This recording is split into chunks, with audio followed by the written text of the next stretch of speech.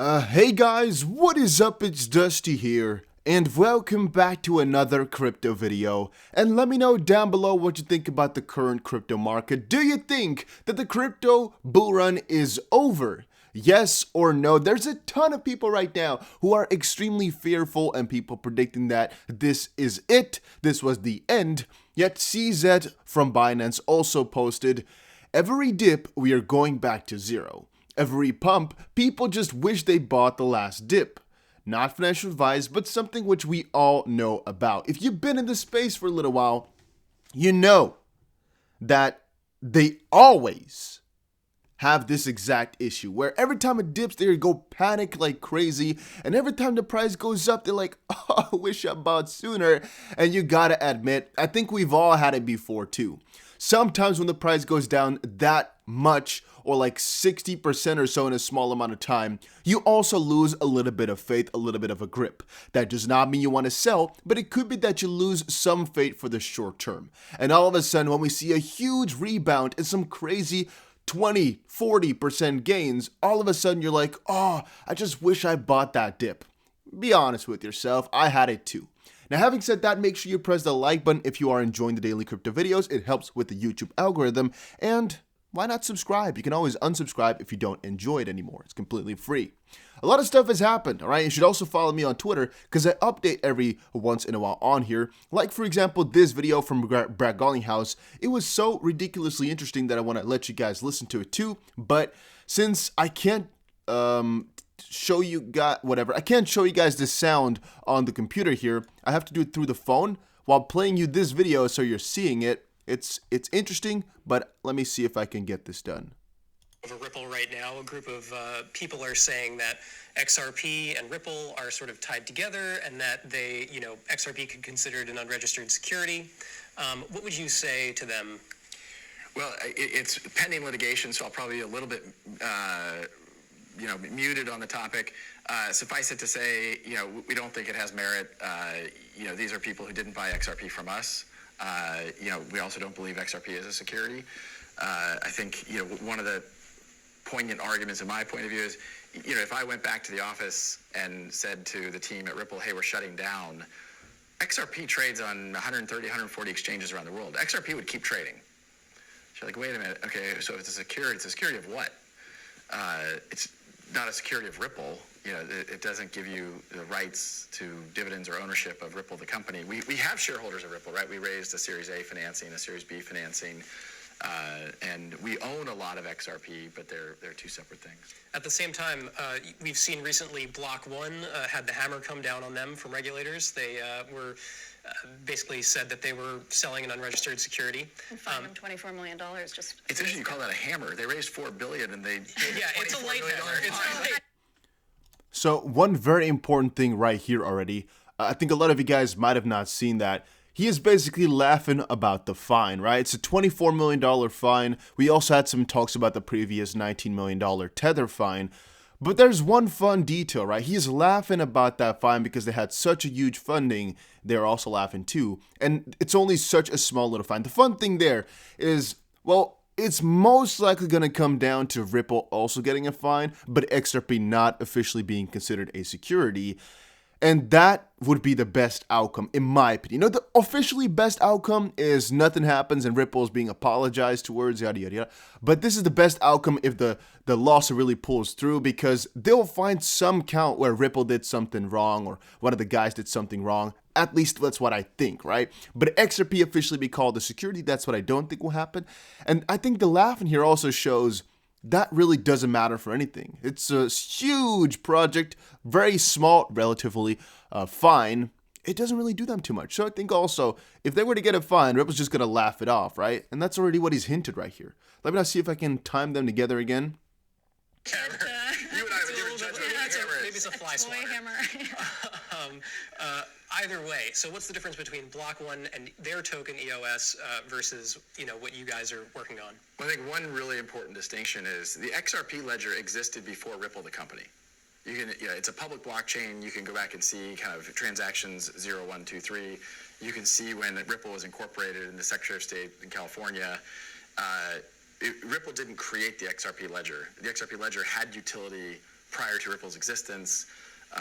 Certainly we are an interested party in the success of the XRP ledger, for sure. We own a lot of XRP. But it's a little bit like saying, Exxon owns a lot of oil. That doesn't make oil a security.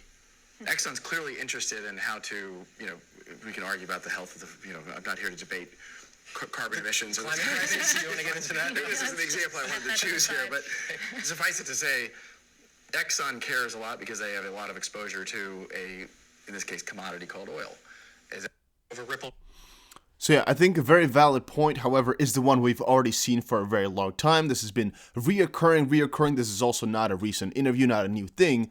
However, his point is quite clear, and I also, like XRP Moon here says, like it a lot when he talks about things, purely because it gives you some sort of certainty in their opinion and the fact that they are going to make this work. Now, one little side note, one little point of issue here is that he says that XRP already had utility before Ripple, or something along those lines. That is not completely true. I mean, Ripple and XRP were both basically made around the same time. XRP just a little bit before Ripple, and then it was gifted. But in the end of things, can we really say that XRP was useful before Ripple joined the game? I'm going to personally say no, as it is already very much known that, well, XRP didn't really have a purpose. It was mostly made with an idea of, hey, let's make it something. Let's do something big with this, then gift it to Ripple to really build it out. At least that's the way that I see it. If this is factually incorrect, let me know in the comment section down below, but that's always the way that I perceived it. And again, it's also kind of a debate between what did they really think and what are they saying because of lawsuits, because of, moral standpoints and whatnot. Because it really may be so that they were only thinking about making money, right? That they weren't even caring about changing the world. We do not know, right? But from a different perspective, could also be they didn't care about the money at all. They just wanted to make the world a better place, and they saw crypto as a huge opportunity and Bitcoin being, quote unquote, bad. We will not know. All we know is his stance in the media, and that's a freaking good one, all right? I like what he does here. Then Craig posted, why are so many people so keen on 30 cents for XRP? You had 3 years to fill your bags back at that price. So send it to $7 now, please. And that has a very interesting point to me. I actually see a very big contrast in the comment section as well from people saying, oh yeah, please go back to 20 cents. Please go back to 10 cents so I can buy more. And then a lot of others saying $100 is all I want. I don't care about buying more. I just want my coins to moon because you've been holding for 3 years or so. Now, one thing I'll always tell people is buy multiple coins. A lot of coins have mooned over the last couple of days, weeks here. And if you only had XRP, you got still, triple your money, most likely, if you bought at some fortunate times last year. But probably not that crazy of a return like, for example, Polkadot did, right? So a little bit of a missing out type of party. But in a different sense, XRP is being scrutinized, is being pushed down, and once they win the lawsuit, regardless of what the situation is looking like at that point, it will continue. And one thing I don't have open here, but which I wanted to talk about actually, was the fact that Coinbase is still pushing their IPO through, and that might actually, regardless of what is happening right now, be a very bullish thing because they most likely know that crypto is not going anywhere. In a different sense, I'll talk about some factors which are really manipulating the crypto prices right now like crazy, but we'll talk about it in the next video of today. Jpmorgan put 1% in Bitcoin as a hedge as demand is massively outstripping supply. So Jpmorgan is still all over the place, and he's actually going in against the Berkshire Hathaway's 97-year-old Charlie Munger, who actually said to never buy Bitcoin or gold, but he did compare them a little bit to each other. It's interesting how the bigger parties of the world right now, and even banks, are actually saying, hey, you can't put 1% into Bitcoin, as, well, up front, before a little while ago, all these bigger parties used to be really much against Bitcoin. So I'm thinking Jpmorgan is either doing this because of the real core of their heart or because they think it can make more money this way. And since they're banks, I think that's in the end of things really what they're planning to do here. As they've also said, we will help you we'll support Bitcoin if the demand is there, which they're seeing right now. Then Dubai Fund sells $750 million worth of Bitcoin to buy Cardano and Polkadot. The Dubai-based fund says Bitcoin is pretty useless, and altcoins like Cardano are a better bet for new investors. And DeFi and these newer, I want to say, decentralized coins, the version 3s, I guess, so to speak, are really taking over right now. A lot of people are purchasing them like crazy, and I do have a lot of faith in them too, I'm not going to lie. And then another thing I had, I guess, is just GSX. Again, it's the gold-backed crypto, the first of its kind, the one of its kind. Go check it out. A link is down below. I'm not saying it's going to be amazing, but I am saying that I'm trying it out with some thousands of dollars, purely because, hey, it's the first of its kind. And I've talked to the team so many times. I have my doubts here and there, but whenever I ask them questions, they always answer them in a pretty interesting way. It's just, they can really dispute every single piece of FUD that I've ever thrown at them. So yeah, are they really as sketchy, or is it just something really, really cool and we are unsure that they really can put it? Because I mean, let me say it like this, right? Right now, GSX with the gold mining, what they're planning to do with the huge backing, it all looks very freaking good. Some people might say it's too good to be true. And the question, like those guys have told me, is, well, is it really though? Is it just that people do not trust it purely because it's that good of a project that we worked so hard on? And that's a difficult one as well from my perspective, right? And I would say I'm just purely putting faith into them or putting some money into them because I think, hey, the idea is nice and, well, they've been in the crypto space for a little while. It could be that they're just putting some effort into getting this done and really arranging it. And what if they do? Then it's a really, really crazy idea. This might be be very big in due time. So that's why, again, I'm thinking times 25, times 40, at least that's what I'm hoping for. We'll see what eventually comes from it, but that is what I'm hoping for, is what I'm saying. All right, and again, that was it for today. I think we covered all these articles. Yeah, if you're afraid of a dip, then are you also afraid of a pump? I guess so, right? If you're afraid for the price to go down, you also must be afraid of the price going up.